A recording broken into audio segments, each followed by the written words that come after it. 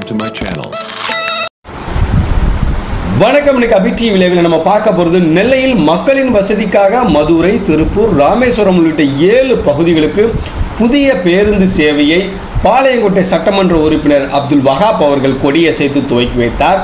மக்களின் தேவையை புரிந்து செயல்படும் பாளையங்கோட்டை சட்டமன்ற உறுப்பினர் அப்துல் வஹாப்பிற்கு பொதுமக்கள், பயணிகள் மனமார்ந்த, நெஞ்சார்ந்த, நெகிழ்ச்சியான மகிழ்ச்சிதனையும் நன்றிதனையும் தெரிவித்தனர். அந்த வீடியோ தான் நம்ம பார்க்க போகிறோம். இந்த வீடியோ குறித்த கருத்துக்களை மறக்காமல் கமெண்ட் பாக்ஸில் பதிவு செய்யுங்க.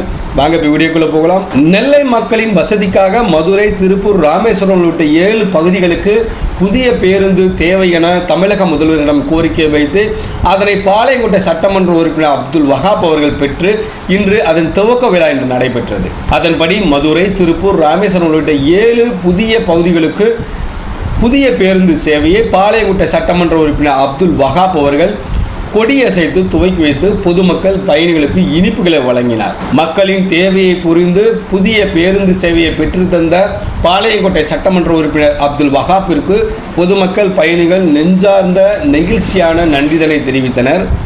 இந்த நிகழ்ச்சியில் நெல்லை மாநகராட்சி மேயர் ராமகிருஷ்ணன், துணை மேயர் ராஜு, மாமன்ற உறுப்பினர்கள், கழக நிர்வாகிகள், தோமுசா நிர்வாகிகள், போக்குவரத்து தொழிலாளர்கள், பொதுமக்கள் என ஏராளமானோர் கலந்து கொண்டனர்.